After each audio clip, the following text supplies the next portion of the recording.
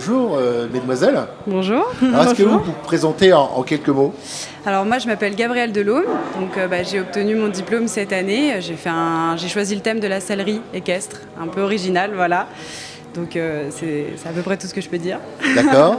Je m'appelle Perrine, j'ai aussi été diplômée là il y a 2 jours et j'ai choisi le thème des vaisseaux spatiaux pour mon mémoire, ma NUM et ma maquette. Alors donc toutes les deux vous êtes dans le cursus de modelage en fait, donc cursus en 3 ans, donc vous avez passé 3 ans à Strat. Comment ça s'est déroulé votre préparation de diplôme, qui est un moment, on le sait, très important? En fait, ça s'est déroulé d'abord en 2 étapes. On a commencé à faire la maquette en 2e année, la maquette physique réelle. Et ensuite, on a utilisé toute la 3e année pour pouvoir produire une NUM de diplôme vraiment très concrète, très pointilleuse et très détaillée. Voilà, sans oublier aussi un mémoire qu'on a commencé en 2e année et qu'on a terminé en 3e année pour avoir bien le temps de pouvoir mettre tout ça en place et avoir le temps d'écrire un vrai mémoire et pas juste un amas d'informations avec 3 images collées sous le texte. Alors, dites-nous votre cursus, 3 ans, ça s'est passé comment? Ça s'est passé très rapidement, vraiment. Ça a été aussi super intense parce que mine de rien, ils nous demandent d'élever le niveau par rapport aux années précédentes, donc il y a aussi beaucoup de pression. Mais on a été très bien accompagnés par l'équipe pédagogique, vraiment. Ils nous ont beaucoup soutenus, beaucoup aidés. Et même si c'était pas toujours facile, on s'en est bien sortis, je trouve, cette année.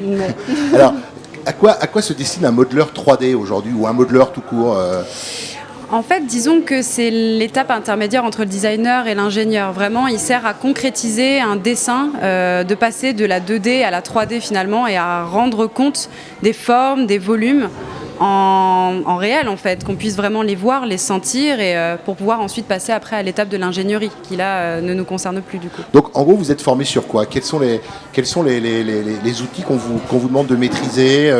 Quel est le process en fait pour atteindre un niveau de diplômé en modelage 3D à Strat? Alors on utilise des logiciels de 3D très pointilleux, surtout de la suite Autodesk, notamment Alias Auto Studio, qui est un logiciel qu'on a appris dès la première année parce qu'il est très très complexe, très compliqué à comprendre. Ensuite, on peut apprendre d'autres softs, d'autres logiciels qui concordent un petit peu, mais la majeure partie de nos NUMS se réalise sur Alias.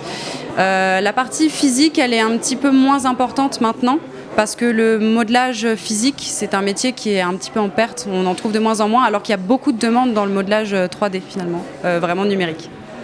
D'accord. Et donc, qu'est-ce qui vous a amené à choisir ce cursus? Quel est le profil pour bien réussir en modelage 3D? Alors, pour bien réussir le modelage 3D, il faut avoir envie de faire, en fait. Il faut vraiment avoir envie de créer et de réfléchir en 3D. C'est pas forcément comme le designer où il va falloir sortir une idée, faire des sketchs, mais c'est vraiment faire réaliser l'idée. Voilà, c'est la rendre plus concrète, plus réelle, et c'est surtout ça l'essentiel. L'avantage du modelage 3D, c'est que c'est un métier qui évolue énormément avec les nouvelles technologies, et donc il faut surtout avoir envie d'apprendre. Même en sortant de l'école, on continuera toujours à apprendre. Et, ça évolue sans cesse, quoi. Ça évolue sans cesse, il y a des nouvelles technologies, il va y avoir des nouvelles contraintes aussi en termes de design. Donc tout ça, il faut avoir la capacité de s'adapter et aussi la capacité de travailler avec un designer, puisque forcément on ne travaille jamais seul. Donc il faut savoir travailler en duo et c'est pas toujours facile. Il faut savoir confronter ses idées, savoir travailler en équipe.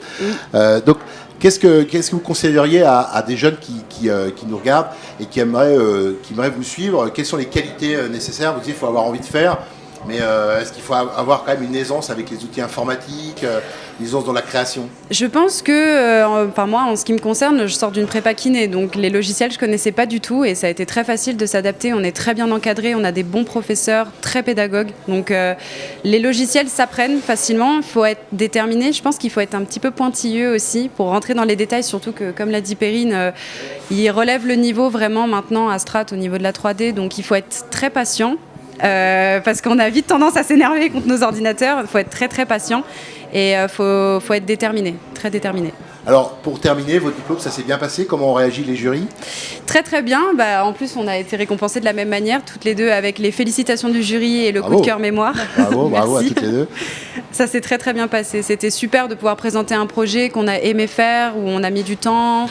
1 an, quoi. Vous avez passé plus d'1 an à faire, donc c'est quand même pas fait en 5 minutes, c'est moins qu'on puisse dire. Puis le jury a été très compréhensif vis-à-vis des soucis qu'on a pu rencontrer avec les NUM et les projets. Et ils ont été vraiment bienveillants avec nous, ils nous ont pas du tout cassés, ils nous ont vraiment écoutés et ils nous ont donné beaucoup de conseils aussi pour l'avenir. Bah écoutez, bravo à toutes les deux. Merci. Bravo, félicitations, parce que vous Merci avez très beaucoup. très bien réussi. On était ravis de vous avoir sur le plateau. Et puis j'espère que ça donnera des vocations, qu'il y a des jeunes qui vont vous suivre. Merci beaucoup, bonne Merci. continuation. C'est Merci. quoi la prochaine étape alors pour vous deux? Alors moi je suis en période d'essai stage dans une entreprise qui fait de la sellerie, donc parfaitement en accord projet, avec mon voilà. projet. Voilà, donc c'est super, j'ai hâte. Je Et commence le 3. projet a aidé à avoir ce stage? Oui, complètement. Et puis on sentait ma motivation, ça faisait longtemps que je voulais faire ça. Donc il y a une vraie connexion entre Ouais. vos études, vos projets dans les études et un travail ou un domaine. Exactement. C'est quand même rassurant, c'est C'est bien. super. Et ben merci. Alors la suite pour vous? Moi, la suite, pour l'instant, je suis toujours en recherche de stage. J'aimerais trouver un stage à l'étranger, c'est pas forcément ce qu'il y a de plus facile, mais je vais trouver et puis on verra bien l'occasion qui se présente. Ben, merci à toutes les deux. Merci. Bonne continuation. Alors, comme vous avez pu le remarquer, la relation humaine, le contact humain sont très importants. Donc, je vous propose qu'on accueille maintenant la responsable de ce domaine, un domaine essentiel dans le cadre de l'école de Strat. Donc, Sophie qui est en charge. Bonjour Sophie. Alors, on va laisser les demoiselles modeleuse 3D nous quitter. Bonjour Sophie. Alors, donc, Sophie, tu es en charge des relations humaines sur Strat. En quoi ça consiste? Parle-nous un peu de ton travail. Alors, c'est un titre drôlement ambitieux. Je suis directrice des études à Strat depuis un certain temps, on va dire. Et donc, cette soutenance des diplômes et cette journée d'exposition des diplômes, c'est un peu l'aboutissement et le point culminant vraiment de leurs études. Et je suis particulièrement attachée justement à la dimension relations humaines, qui est à la fois une aventure humaine sur les 5 ans qui passent à Strat, et aussi sur le parcours de formation, puisque nous les formons à un métier. Mais il y a cette composante relation humaine qui est très forte dans ces deux aspects-là. Alors, si je peux un petit peu Je t'en développer. prie, vas-y, non, bien sûr, explique-nous, parce que c'est Alors, intéressant. bien sûr. On parle beaucoup de modelage, de designer, et là on est sur un autre domaine, Tout à fait. la relation Alors, humaine. une aventure humaine, les jeunes, ils arrivent, ils ont 17, parfois 18 ans, ils vont passer 5 ans à l'école, et pendant ces 5 ans, la vie, elle va être jalonnée d'événements parfois douloureux pour eux, ou de choses, de santé, de deuil. Et on les accompagne beaucoup sur ça aussi à l'école, on est très à l'écoute. Et donc, il y a un travail aussi qui se fait avec les parents, qui sont là, avec qui on travaille sur toute cette dimension justement d'événements, de ce qui arrive sur la santé. On parle des étudiants, mais effectivement, les étudiants ne sont pas seuls, ils ont les parents, et c'est des gens importants. Tout à fait. Moi, j'ai toujours pris ces fonctions-là, et j'ai toujours travaillé avec les parents, parce que je pense que même s'ils sont majeurs, Ils s'inquiètent, les parents, comment ils perçoivent ces années d'études à Strat? Ils comprennent le métier de designer, ils comprennent la direction, prennent leurs enfants ou... Ils comprennent, a priori, la majorité d'entre eux comprend ce parcours et ce choix d'études, mais pas tous. Donc on a aussi encore beaucoup de parents à rassurer tout au long de ce parcours sur le placement. C'est souvent des parents qui sont médecins, beaucoup d'ingénieurs, et vraiment ils sont complètement étrangers à ce métier-là, donc on passe notre temps à les rassurer. Mais moi je les reçois beaucoup, et pour tous les événements joyeux, mais aussi pas toujours joyeux, de réorientation ou d'étudiants qu'on ne garde pas. Mais j'insiste beaucoup sur le fait que j'accompagne toujours les étudiants qu'on ne garde pas avec les familles pour retrouver d'autres écoles. C'est important, je pense qu'il n'y a pas beaucoup d'écoles qui font ça. Et donc, voilà. Et donc tu as un rôle vraiment d'accompagnement de l'ensemble de la problématique hors design, hors études. Hors design, ce que j'appelle vraiment l'aventure humaine. L'aventure humaine. Avec aussi des soucis de santé, des choses qui peuvent. Bien sûr. Beaucoup de choses qui peuvent arriver à ces jeunes. Ces 5 ans-là, c'est long, et c'est une période clé, charnière de la vie, comme on dit. C'est charnière, absolument. Et je trouve qu'on participe à ça. L'éducation, c'est aussi les élever comme des êtres humains, passés de tout jeune à de jeunes adultes. Alors justement, designer, tous les gens qu'on a reçus depuis tout à l'heure nous en parlent, c'est aussi une manière de voir la vie, d'appréhender la vie, l'expérience, l'étranger. Est-ce que dans ce domaine-là, tu les accompagnes également? Parce que bien sûr. Il y a une ouverture d'esprit, voilà, je dirais. Disais, donc il y a l'aventure humaine, vraiment, et l'autre aspect où il y a aussi de la relation humaine, c'est dans le parcours formation pédagogique. Et on a mis en place à Strat, et c'est moi qui en suis responsable, du coaching, enfin de l'accompagnement professionnel, coaching, développement personnel. Et bien sûr qu'à côté de la dimension purement pédagogique, des filières qu'ils vont prendre, de leur spécialisation, je pense qu'il faut les accompagner à pouvoir choisir bien en fonction de ce qu'ils sont, les préparer à des entretiens. Et ça aussi, c'est ce que nous faisons. Il y a des ateliers collectifs en petit nombre. Je ne pense pas qu'il y ait beaucoup d'écoles non plus qui fassent ça, ou en tout cas ça commence à venir, où on apprend à ces étudiants à mieux se connaître, mieux pouvoir parler d'eux, mettre de la cohérence dans leurs expériences. Et tout ça, ça me semble fondamental. C'est en fonction de leur évolution dans les années, tu sens qu'ils ont les besoins augmentent finalement, les besoins l'exigence augmentent, peut-être l'exigence, ou en tout cas à comprendre pourquoi est-ce qu'ils vont être peut-être mieux dans une filière plus qu'une autre, et voilà, mettre surtout de la cohérence dans toutes ces expériences. Je tiens beaucoup à ça, cette question d'un fil rouge qu'ils vont tisser pendant leurs 5 ans par rapport à leur personnalité, leur qualité, leurs compétences, pour trouver après Strat, pour pouvoir bien se raconter et bien raconter les expériences qu'ils ont faites, les difficultés, les joies, tout ce qu'ils peuvent faire et tout ce qu'ils vont apporter à une entreprise, ce qui fait qu'ils vont être sélectionnés. Voilà, moi je crois qu'ils vont tous avoir des compétences à peu près similaires, mais après leur personnalité, il faut savoir bien la valoriser. Et ces ateliers, c'est cette vocation-là. Ce que tu dis, c'est très rassurant pour les parents des étudiants qui veulent nous rejoindre. C'est-à-dire qu'ils ne seront pas laissés tout seuls, et ils seront accompagnés. Il y aura un regard bienveillant de ta part, Sophie. Ils sont bienveillants et professionnels. Bien sûr. C'est pour les aider professionnellement à s'épanouir. Voilà, c'est pour les aider vraiment à faire les bons choix et à se constituer dans ces 2 dimensions, que je rappelle, aventure et parcours, à se constituer comme des futurs adultes, designers bien sûr, singuliers. D'accord. Avec des profils singuliers. Tu sais qu'on est là aujourd'hui parce que c'est les diplômes 2019, donc on met l'accent sur les étudiants, et justement je te propose qu'on en reçoive un qui nous présente son diplôme de cette année. On aime bien savoir ce qui s'est passé. Alors c'est une demoiselle.